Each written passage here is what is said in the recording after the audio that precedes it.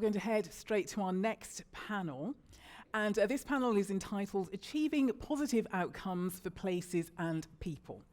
Now, we've just had a really terrific outline on the Value Toolkit, and we heard this morning about the National Infrastructure Commission's design principles, which also talk about positive outcomes for climate, people, and places and value.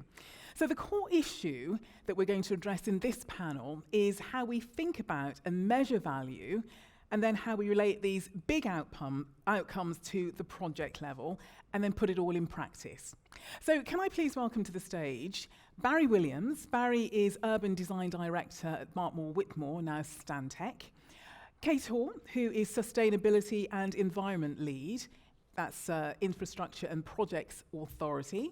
And we'd like to welcome back Matt Crisp as well, founder of Smart Public, chairman of the Lab of Thought. A very warm welcome. Thank you. I'm hoping Matt's in the room. Is Matt here? Maybe he'll join us shortly. Okay. Right.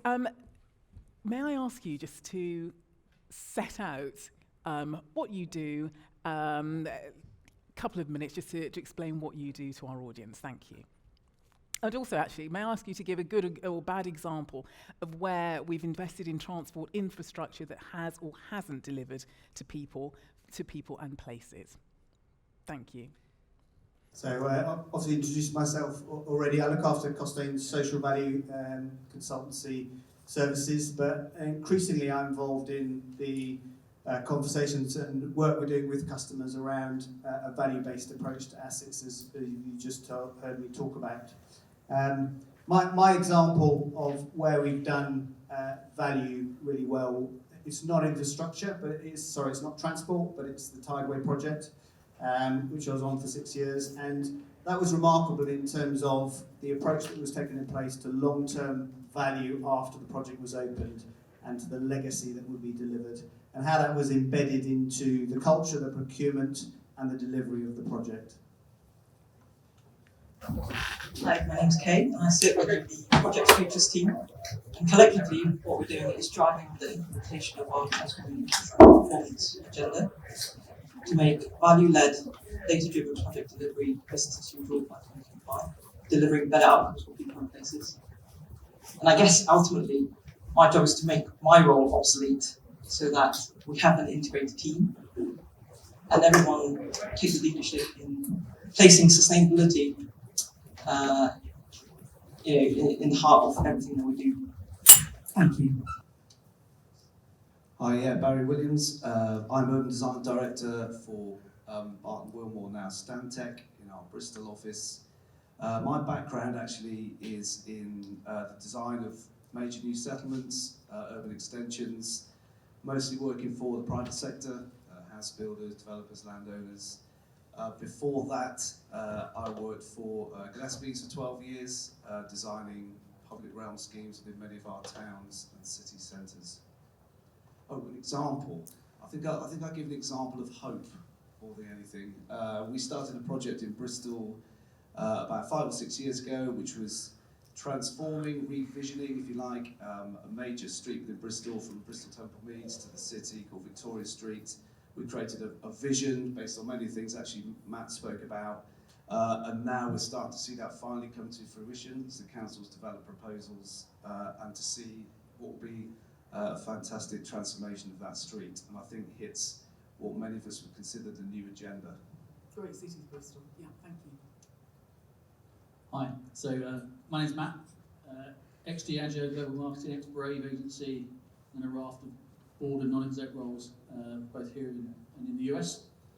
Really interested in public health, mobility, inclusion, disability, bias. I'm a non-exec for City to Sea, which is the refill app, so we'll fill water bottles up now. We did a bit of that. Spend half my time doing what I call social good, half my time doing wealth creation nowadays. The projects I'm really interested in, I think, putting Wi-Fi in the bins in New York post 9/11. So Big Belly was this Asian waste company, hadn't really got anywhere, solar powered. And then I met the guys from Qualcomm. After 9/11, you couldn't put routers on around the city because of the Homeland Security. So we stuck them in the bin, and the business went from being a business that was worth about 50 million to being a smart cities business worth about 500 million. just by putting other people's kit in the bin. So I think sometimes it's being a bit lucky can often be really useful. Okay, thank you. Now, I saw an interview with one of the members of the Construction Leadership Councils, and that person said that procuring on price alone has led to the race to the bottom, and that although it's been known for many years, industry seems unable to do anything about it. Why is that? Would you like to kick off? Thank you. Well, I wouldn't agree that industry can't do anything about it. And the Value Toolkit is the example. And what you're quoting is those cynics who are stuck in that model. But in fairness to them, the economic model that we operate within values money over above a lot of other things that we all know are more valuable. But the reality of our environment has forced us to confront that value is not all about money, and it's not all about efficiency and production. We have to take the sustainability of the planet into account. Otherwise, it's not value in any respect. Yeah, I think I would add to that. I think, you know, having worked for the development industry, major private clients for a long time now, I think it's the whole essence of what we're talking about in a sense is, you know, where do they see value for themselves, I think, so that they start to invest in our public spaces and our streets. And I think house builders, they started with let's invest in public spaces and green spaces because we get value out of that, we get value out of that financially, but there's also social, environmental value, all of those things. But their eye has started to turn towards streets and spaces, other spaces, public spaces, major streets. I certainly think I've seen in my time in this business, gone from 20 years ago when we were designing major housing developments where we were talking about a street of 5.5 metres with 2 metre footways. We've gone now to creating much more multifunctional streets where it's about active travel, it's about greening the streets, it's about nature, but it's also about getting towards that point where we're creating very social streets, where we're trying to put the car behind us and people, as Matt said in his really good presentation, put people at the front. And I think for me, that's one of the most important things. I think designing for people, letting them have ownership over our public spaces, but I think also, there's probably a responsibility for people to think about how they live themselves, to take some of that responsibility. Okay. Should we take a question from the audience? What do you make of Paris's decision to ban e-scooters through public vote, despite turnout below 8%? You'd like to pick that one up? Yeah, having done some work in Paris, it's often politically very difficult for... Paris has made a massive change, like Mayor Hidalgo has changed Paris. We've got a new Perphérique, new light rail coming. It's got protected scooter lanes, bike lanes. It's actually done an amazing job really quickly. Unfortunately, with that comes political challenges of an incumbent mayor. And I think the scooters still have an issue. The land expand, go legal approach hasn't worked everywhere. I don't think it's worked in many places. There's stuff around computer vision for safety. There's stuff around are they particularly accessible when they're left anywhere on the street? I just think there needs to be more understanding about the infrastructure they cause and where they can be left. And I think the reality was that was a piece of ill-conceived legislation that was then handed out for a public vote. As we know in this country, public votes can be difficult to manage when you give people a chance to make an opinion. And they didn't really, I don't think they really addressed it very well with the population in terms of the impact of it. Okay, thank you. Anybody else want to pick up on that? We've got lots of questions coming in, so... Yeah, I mean, I don't know whether there are examples sometimes of whether technology moves too quickly for infrastructure to catch up. And I certainly see that in my own city of Bristol, where there are lots of e-scooters, lots of people cycling, but the infrastructure just can't keep up. It just can't develop itself quick enough. So I think sometimes there probably is an example of that, whether that's an e-scooter, I don't know. But I think sometimes the tech companies move so fast that city builders, city creators can't keep up. Jeremy? I think the good thing is they asked the question of the stakeholders and people who could bother to vote, express an opinion. But I think there was an interesting point made earlier in the day about the demographic of those using e-scooters, that maybe the people who are using those who can't afford other forms of transport or a car. So it's worth bearing that in mind in terms of the decision making. I don't have anything to add. that specifically to the decision, but I think across the board, what we struggle to understand is the real problem with transport. Really understand what the needs are of people as to why e-scooters or electric bikes are introduced in the first place. Whether the solution, technology, is actually right for the problem. And I think collectively, what we need to do to move forward is to really understand why people need to travel and identify the solutions that best meet that need. Thank you. If you want to ask the question, don't forget, #interchange is what you need to be on Slido. Let's go to another question here. Is there a list of values or categories in the toolkit that we ought to be aware of? The toolkit's based around the Global Capitals Coalition 4 capitals model. So yes, within those 4 capitals, there are categories that basically cover all forms of value. And intellectual capital is one of the capitals in the 6 capitals model, but it fits into that 4 capitals model.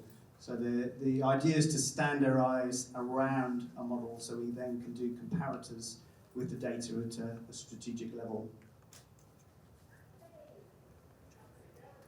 Okay, let's move on. So how can we help people overcome car addiction? They're just too darn convenient. I added the darn, but it's true. I got rid of my car many years ago, but yeah, it is a problem, isn't it? Who'd like to take that? I guess go back to my previous point in sort of trying to help people understand why there's a need to travel. And I think we need to have a vision of what we want transport to mean in the future. Identify the root causes of the issue. So people use cars to go from A to B, but why do they need to go from A to B? For convenience or for essential items? Do we bring the essential items to them? So if it's for food, local produce, or community gardens.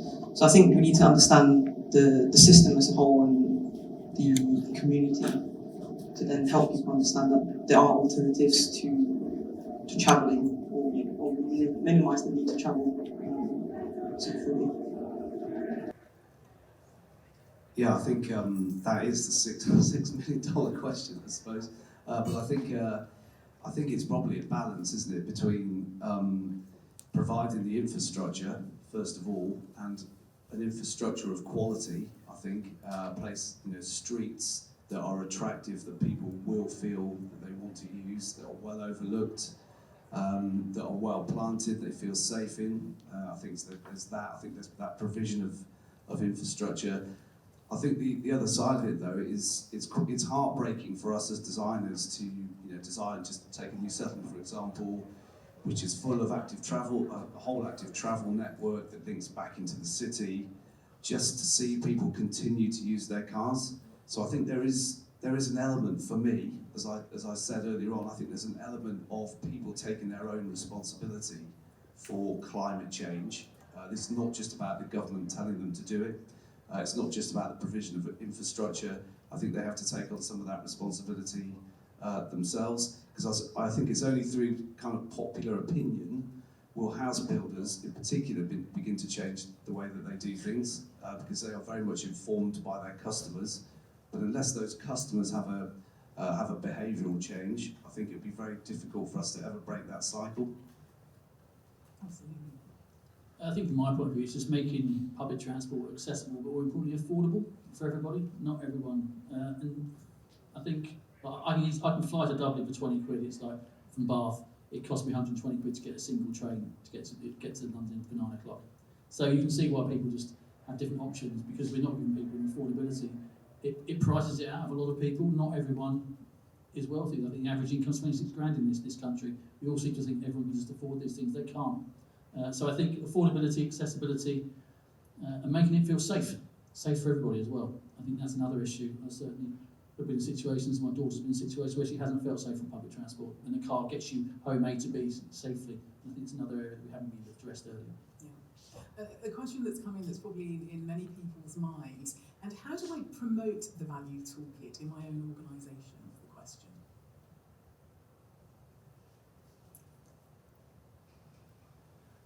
Well, first of all, come along on the 12th or 13th of July to those events.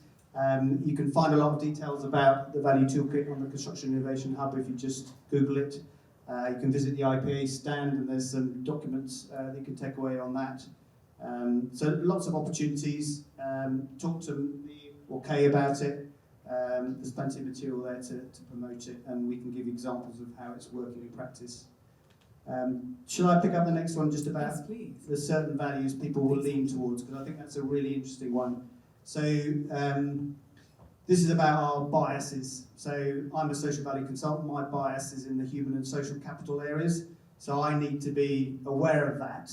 And one of the important things in this collaborative process of establishing the value profile is to get into the room all the people who have the right biases. So you've got in the room a mixture, and therefore you can get a consensus around, for the project, what are the right outcomes. And that has to be people in the commercial production focused, it needs to be people in the natural capital focused areas, and it needs to be in the social value. So it needs to be a realistic collective effort to get that balance.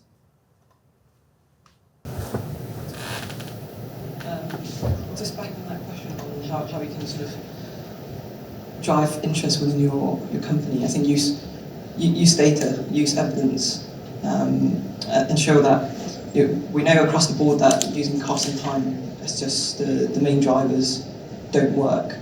It drives the wrong behaviours and removes our ability to anticipate risks. So demonstrate that. We define what it means to be successful in projects. In order to projects exist to deliver specific outcomes and benefits, and if in meeting those time and cost constraints we miss out on those benefits and outcomes, then the projects existed for no reason, and you're just throwing money into the sea and wasting time.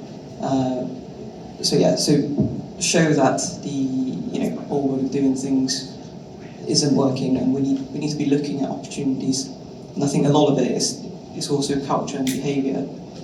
And really, to maximise the potential of the value toolkit, we need to help people understand what they value, understand that actions have consequences, and that the decisions that we make at work will come around and impact what we care about at home. So bringing to life what we value and how we work, to then being able to maximise the potential of the value toolkit as well. Thank you, Kay. Can I move on to how do we disseminate the value toolkit to SMEs and sole traders, indeed to 99% of business? How do we get it out there? Do you like to pick that up?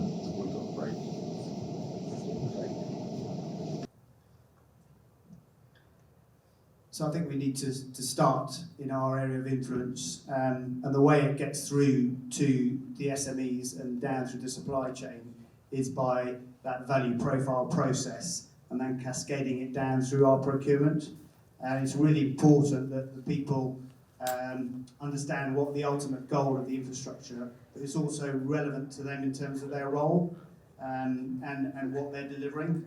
So I still remember vividly an SME talking about the frustration he had with social value and how his competitors who produced poor quality rooms that leaked would get the contract because they promised apprentices, which he didn't have in his organisation. That is an example of the distortion of the market if you don't get it right and look at a value-based process.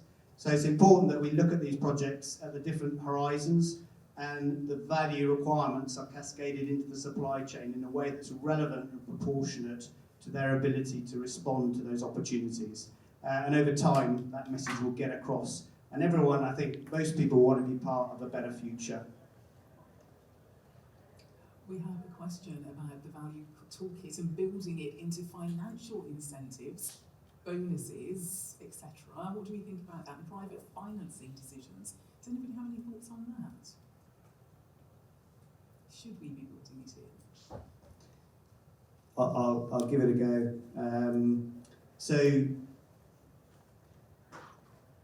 the answer is yes, and effectively it's already been built into companies' responses, because the ESG drivers are all about value and the long-term value, and obviously the requirements are increasing in terms of reporting around those. And although there's a kickback in the States particularly, and there's challenges around greenwashing, there's still that direction of travel where just reporting on profit is not enough. And I think we've made huge strides in the last few years in terms of that. And Tideway is a good example where they shifted all their funding into green bonds, sustainable funding, because the project could demonstrate that. And there was a huge level of oversubscription for those bonds as a consequence for it. Thank you. Does anybody else want to pick up on that, or should we move on? Move on. Okay. So, let's have a look. What else do we have here? What is the reward for people who use the Value Toolkit? Will it be incentivised? Is the question we have. Okay, answer that one. I don't think I can answer the question on incentivisation just yet, but what is the reward? That we actually start delivering projects to serve the greater good, to be able to meet the needs of society. I think there's individual value as well in sort of being part of making a difference, because we're driving towards a future state where we don't just value finances, but we value people and we value nature, which are ultimately our greatest assets. And also moving forwards with so many initiatives and sort of solutions from different companies, to really being able to stand out in terms of what you're offering and what you're actually delivering, not being able to demonstrate value across the different capital. That in itself, I think, demonstrates that we're not thinking wider, we're not really delivering the whole value that is possible. So I think that's at the moment, that's the reward. But in terms of incentivisation, that's maybe a future question. Okay. Yeah, I think I'll just add to that. I'm not sure about the toolkit, but I think in the industry that we're in, a lot of our clients, I think is an interesting issue actually around some of the younger people that enter the house building industry in particular. Yes, of course, they're commercially conscious, they have to be, they are part of a business, but actually they are much more sustainably conscious in the way that they go about their business. Actually, it's not all about money. You can see that in the way that they come across and in the way they talk to people through public consultation. And I think in many ways it's the younger people, I think, that we're trying to appeal to make change a lot of the time. I think I don't want to look your way, Matt. I was going to say the slightly older people in the room. We're trying to enact change from our perspective, but I think it's trying to get to the younger people. You talked about your daughters.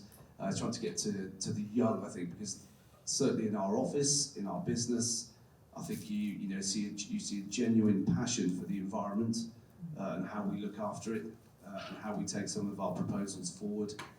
It's not always about money. There is a strong social value aspect to it for sure, but it seems at the moment the environmental value trumps everything. I think as you talk about people and place, there's the third P, which is the planet. That sounds really cheesy now that I've just said it, but I think that's right. I think there's that triangle, and I think we need to try and make that work where it's equally supportive, I think, in any, not just transport proposals, but any development, I think, that we put forward over the course of the next few years. Does anybody want to pick up on that before we end? Okay.